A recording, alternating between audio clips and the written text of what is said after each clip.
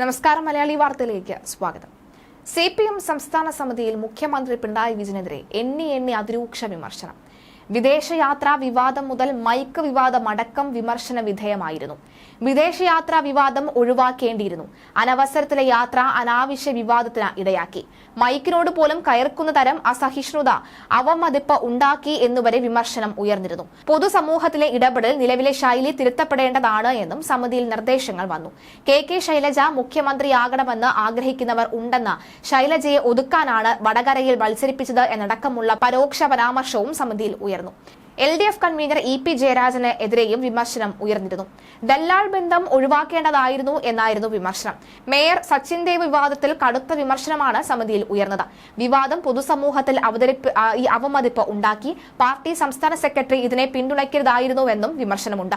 ലോക്സഭാ തെരഞ്ഞെടുപ്പിൽ സ്ഥാനാർത്ഥി നിർണയം സമ്പൂർണ്ണ പരാജയമായിരുന്നുവെന്നും ചില പ്രതിനിധികൾ അഭിപ്രായപ്പെട്ടു. അതേസമയം മുഖ്യമന്ത്രിക്കെതിരെ ഉയർന്ന വിമർശനങ്ങൾ അവഗണിക്കരുത് എന്ന് CPM സംസ്ഥാന സമിതി വിലയിരുത്തി.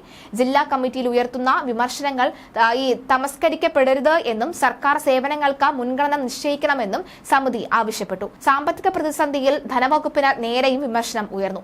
അത്യാവശ്യങ്ങൾക്ക് പോലും പണം ഞെരുക്കം ഉണ്ടായി എന്നും ക്ഷേമ പെൻഷൻ മുടങ്ങിയതും സപ്ലൈകോ പ്രതിസന്ധിയും ഒഴിവാക്കേണ്ടിയിരുന്നു എന്നും സമിതി വിമർശനം ഉയർത്തി. ജനവിശ്വാസം തിരിച്ചുപിടിക്കാൻ അടിയന്തര ഇടപെടൽ വേണം. മുൻഗണനാക്രമം നിശ്ചയിച്ച് മുന്നോട്ടു പോകണം.